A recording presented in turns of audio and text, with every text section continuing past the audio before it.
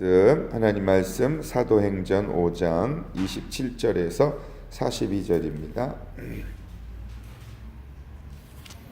사도행전 5장 27절에서 마지막 절까지입니다. 우리 같이 읽으시겠습니다. 시작.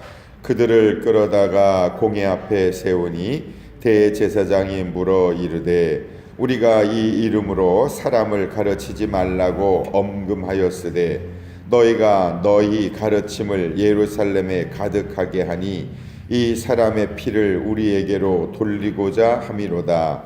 베드로와 사도들이 대답하여 이르되 사람보다 하나님께 순종하는 것이 마땅하니라. 너희가 나무에 달아 죽인 예수를 우리 조상의 하나님이 살리시고 이스라엘에게 회개함과 죄 사함을 주시려고 그를 오른손으로 높이사 임금과 구주로 삼으셨느니라. 우리는 이 일의 증인이요 하나님이 자기에게 순종하는 사람들에게 주신 성령도 그러하니라 하더라.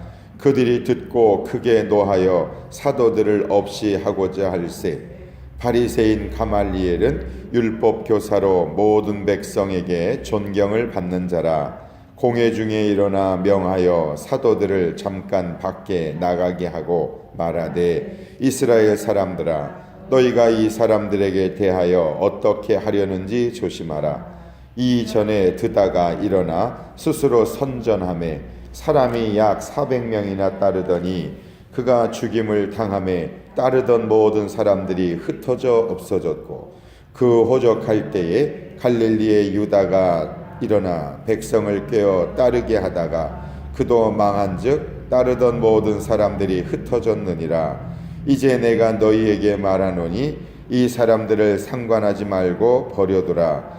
이 사상과 이 소행이 사람으로부터 났으면 무너질 것이요 만일 하나님께로부터 났으면 너희가 그들을 무너뜨릴 수 없겠고 도리어 하나님을 대적하는 자가 될까 하노라 하니 그들이 옳게 여겨 사도들을 불러들여 채찍질하며 예수의 이름으로 말하는 것을 금하고 놓으니 사도들은 그 이름을 위하여 능욕받는 일에 합당한 자로 여기심을 기뻐하면서 공회 앞을 떠나니라.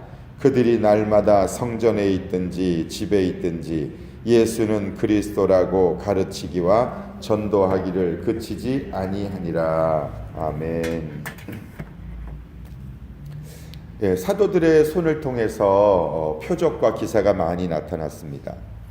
심지어 병든 사람을 방 안에 있었던 병든 사람을 침대에 눕힌 채로 길거리로 가지고 나와서 데리고 나와서 혹 사도 베드로가 지나갈 때 그림자라도 덮이면 고침받을까 하는 그 간절한 마음들이 백성들에게 있었습니다.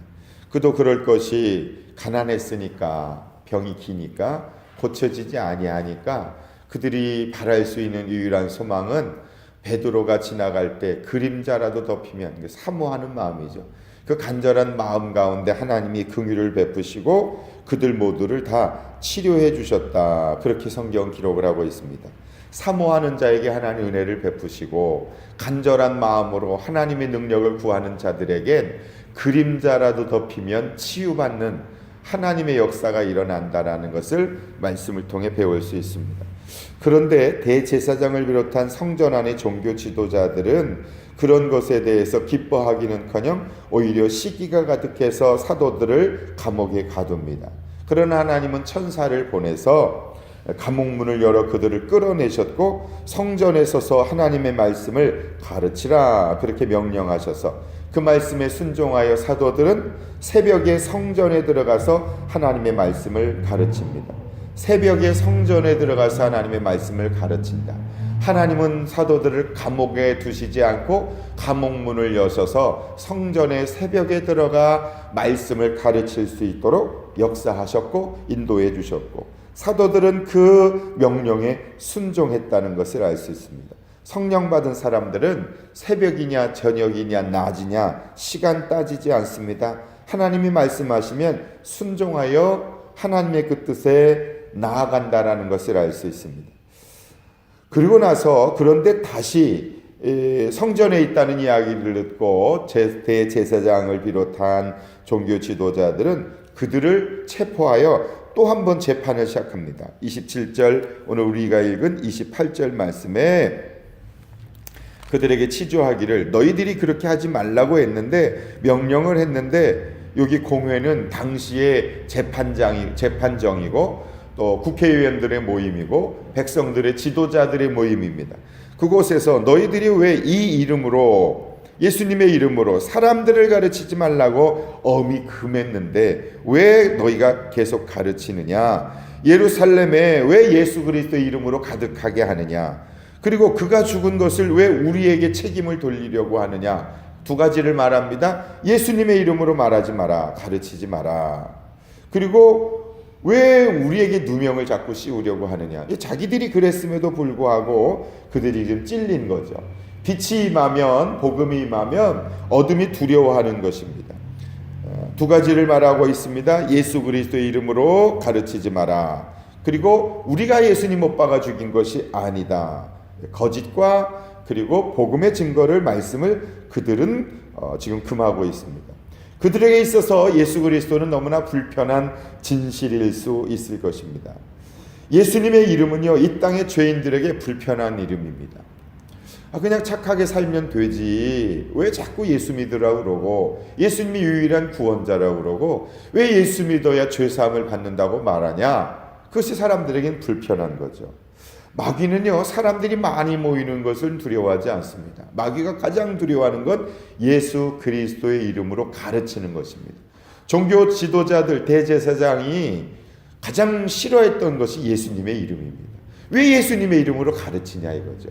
왜 예수님을 십자가 못 박아 죽인 것을 우리라고 말하느냐. 그것이 이 땅의 죄인들의 가장 싫어하는 겁니다.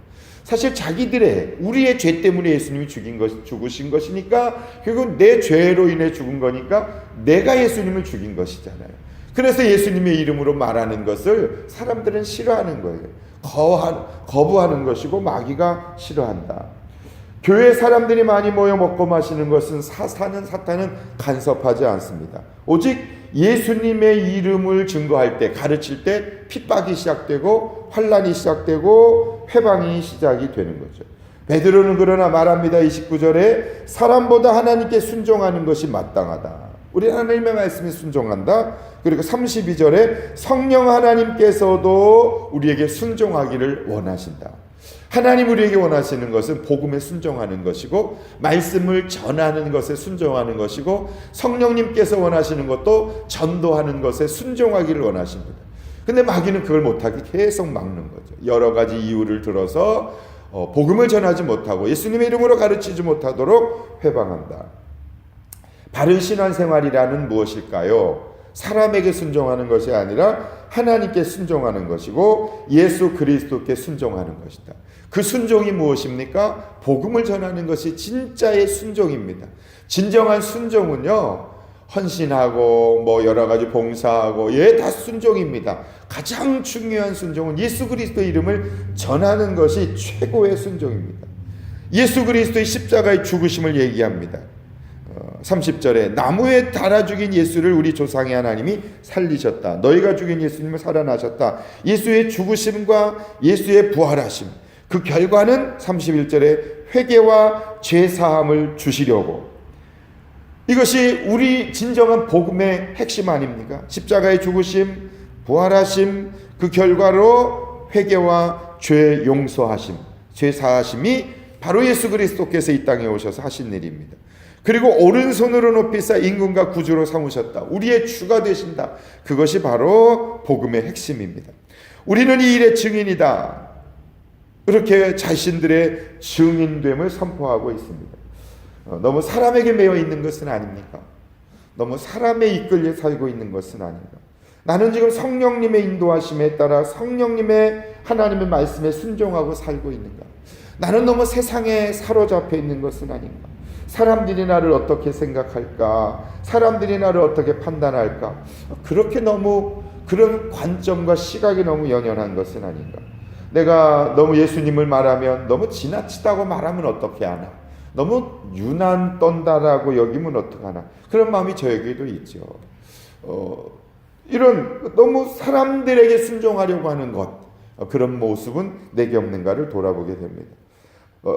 베드로의 담대한 말을 듣고 사도들은 종교 지도자는 죽이려고 하는데, 그때 바리새인 율법학자, 이 존경받는 사람 가말리엘을 통해서 하나님은 중재에 나서게 하는데, 두 가지 이유로 중재합니다. 첫째, 지금까지 있었던 드다 400명이나 사람들이 내가 메시아다 해서 사람들을 선동해서 이렇게 따르게 하였지만 그가 죽자마자 사람들이 흩어졌다.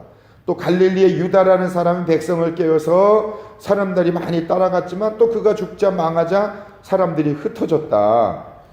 그러니까 이 지금 예수님의 이름으로 많은 사람들이 몰려 있고 저렇게 베드로, 요한 사도들을 통해서 선동하고 따라가지만, 저것이 정말 하나님이 하신 일이면 계속 유지될 것이고, 만약에 사람들이 하는 것이라면 그 유다나 드다처럼 망할 것이고 흩어질 것이니 그냥 두고 보자. 지금 우리들이 나서서 그렇게 할 일이 아니지 않느냐. 굉장히 합리적이지 않습니까?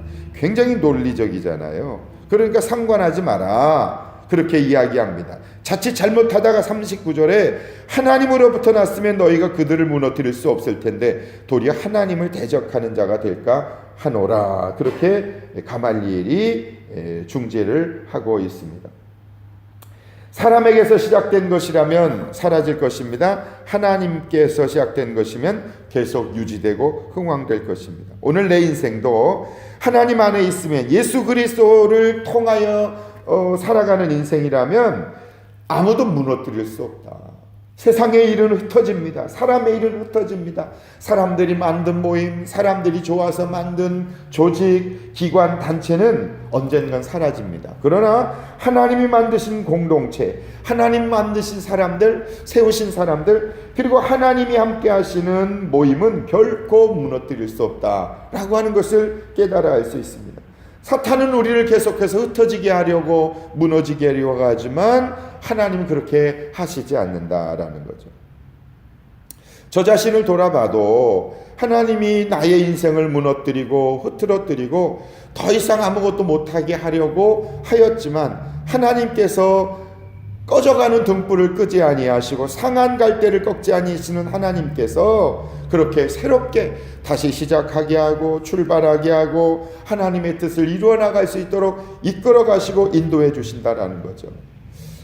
예배당의 열쇠를 빼앗겼지만 오히려 또 다른 열쇠를 더 좋은 위치에 하나님께서 허락해 주시는 그 은혜들을 생각해 보면, 제가 말씀을 준비하면서 보면 그래, 하나님이 나를 부르셨고 하나님이 나를 세우셨고 하나님이 나를 복음을 전하도록 하나님 부르셨다면 그 어떤 회방과 방해가 있다 할지라도 하나님께서는 새롭게 이끌어 가시고 새롭게 시작하시고 새롭게 그 모든 것들을 완성시켜 나간다는 것을 알 수 있습니다.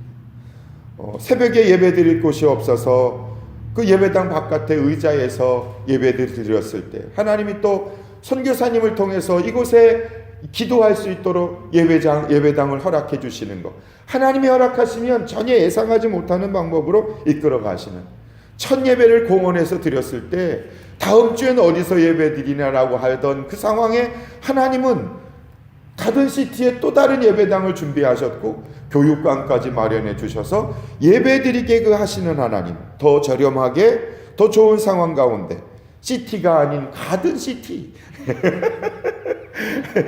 가든시티를 허락해 주시는 하나님, 가든을 허락해 주시는 하나님이세요.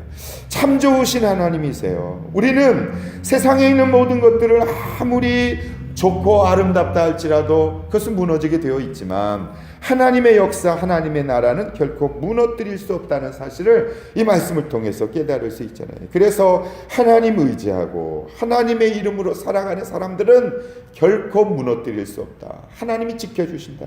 이 사실을 믿어야 돼요. 지금 어떤 어려움이 있다 할지라도 주님의 사람은 쓰러지지 않는다. 쓰러져도 다시 일어난다 라고 말씀하십니다. 그들은 불러다가 채찍질합니다. 그러나 예수 그리스도의 이름으로 능욕받는 것을 당연하게 여기며 기뻐하며 공회를 떠납니다. 떠나야 할 때 떠나는 것도 믿음입니다. 예수님 때문에 고난받고 멸시당하는 것 부끄러워하지 말아야 합니다. 예수님도 채찍에 맞으셨습니다. 그러니 예수님도 침뱉음을 당하셨으니, 예수님도 발가벗김 당하셨으니, 그 예수님처럼 채찍에 맞고 침뱉음 당하고 모멸당하는 것을 예수님의 제자이기 때문에 당연한 것으로 여기며 오히려 기뻐하며 그들은 떠나갔다. 그리고 나가서 그냥 있었던 게 아니라 또 전도하기 시작합니다. 이 말씀 묵상하면서 예수님 때문에 능욕받고 모멸당하는 것에 대해서 부끄러워하지 말자. 그것에 대해서 속상해하지 말자. 오히려 예수님의 이름 때문에 영광받고 박수받고 칭찬받고 인정받으려고 하니까 복음이 전해지지 않는다라는 것을 알 수 있어요. 창피 안 당하려고 그러고 모멸 안 당하려고 그러고 좋은 인상 받으려고 그러고 예쁘게 보이려고 그러고 아름답게 보이려고 그러고 귀하게 보이려고 그러고 이렇게 하다 보니까 너무 나 자신에게 사로잡혀 있다 보니까 예수 그리스도를 증거하지 못하고 있는 거죠. 예수님을 높이고 예수님만 자랑되고 예수님의 이름만 전해질 수 있다면 나 같은 존재야 예수님이 그런 은혜를 베풀어 주시는데 무슨 의미가 있겠는가. 아무렇지도 않다. 오히려 기쁨으로 여길 수 있는 담대함, 이 사도들을 통해서 그것을 깨닫게 되는 거예요. 최근에 예수님 때문에 욕먹은 적 있는가? 쫓겨난 적 있는가? 채찍질, 질죄는 아니지만 말로 그렇게 그런 경험을 해본 적 있는가? 바른 신앙생활을 하려고 하면 그런 것들을 당할 수밖에 없는 것을 알 수 있습니다. 그것이 바른 신앙인이라는 증거가 되는 거죠. 아무 고난이 없다면, 아무렇지도 않다면, 예수 믿는데도 아무런 핍박이나 능욕이나 고통이 없다면, 그러면 정말 예수 믿는 것은 맞는가를 돌아보아야 하지 않겠습니까? 42절의 마지막에 날마다 성전에 있던 집에 있던 예수 그리스도가 예수님이 그리스도임을 전하기 시작합니다. 전도하는 것을 멈추지 않았습니다. 날마다. 나는 날마다 무엇을 하며 살고 있는가? 나에게 허락하신 날마다 하루하루의 삶에서 나는 어떤 삶을 보내고 있는가? 성전에 있든지 집에 있든지. 우리 대부분은 성전에 있을 때만 예수 믿지요. 집에 있든지, 영어 성경에 보니까 from house to house, 집에서 집으로. 가정교회를 했구나. 이 집 저 집 다니면서 예수 그리스도가 예수님이 그리스도임을 증거하는 삶을 사도들이 살았던 것이죠. 가정교회 사역을 그들은 한 것입니다. 목회와 전도는요, 목사의 전유물이 아니다. 성전 중심의 신앙도 중요하지만 오히려 성전뿐만 아니라 집에서 집으로 그렇게 복음을 전하는 신앙생활, 그것이 사도들의 신앙생활이었어요. 전도하는 것을 그치지 말아야 되겠다. 1년에 1명 정도는 전도해야 되지 않을까. 1명에 1명에게는 복음을 전하지 않을까. 1년에 날마다가 아니라 1년마다, 과연 1년마다 1명에게라도 복음을 전하며 신앙생활을 하고 있는가라고 하는 것을 이 말씀을 통해 깨닫게 돼요. 그저께 우리 집에 택배가 잘못 왔어요. 우체국에서. 기도해 주세요. 우리 집에 꼭 택배가 와가지고 전도가 되네. 택배가 잘못 왔는데 방탄소년단 이렇게 브로마이드와 그런 CD가 왔더라고요. 이게 우리 집에 우체국에서 책 같은 게 자주 오니까 아마 우체국 가시는 그 호주 사람이 그냥 주소가 잘못 적혀서 그냥 듀레 스트립 이렇게 돼 있어서 가져온 거예요. 전화번호가 있어 전화를 했더니 그동안 제가 한 5, 6년 정도 기도하던, 예전에 쿠라비에 있을 때 플로머인데 그 고치러 왔던 사람이에요. 형제인데 그가 결혼을 해서 우리 집 그 밑에 살거든요. 그래서 늘 마음에 품고 전도해야 되는데, 그런데 그 자매가 한국에서 방탄소년단을 좋아하나 봐요. 나이 이제 간호사인데 나이는 좀 있는데 얼마나 부끄러워하는지, 애들이 좋아해야 되는 걸 자기가 주문한 것처럼 생각했나 봐요. 그래도 목사 집에 잘못 배달되어 온 택배는 다 이유가 있다. 잘못 왔다고 그러는데 이거 잘못 온 거 아니다. 제대로 왔다, 제대로. 이제 그러고 이제 우리 언제 같이 만나요. 근데 이렇게 우리가 만나는 모든 만남을 통해서 하나님은 분명히 계획이 있으시고 섭리가 있으시다라고 하는 것을 깨달아 알 때, 집에서 집으로, 오늘 그 사도들이 성전에 있을 때만 아니라 집에서 집으로, 집에 있을 때든 어디에 있든지 예수 그리스도가 우리의 구원자 되신다는 것을 전하는 그런 삶, 그것을 통해서 얼마나 소중한 삶인가 깨닫게 됩니다. 오늘도 이 사도들의 모습을 통해서 그런 복음의 은혜와 역사가 또 오늘 기도할 때 넘치게 될 수 있기를 주님의 이름으로 축복합니다. 기도하겠습니다. 자비하신 아버지 하나님, 사도행전을 통해서 사도들의 삶을 바라보며 그 사도들의 삶이 오늘 우리의 삶이 되기를 간절히 소망하며 믿음으로 기도하오니 역사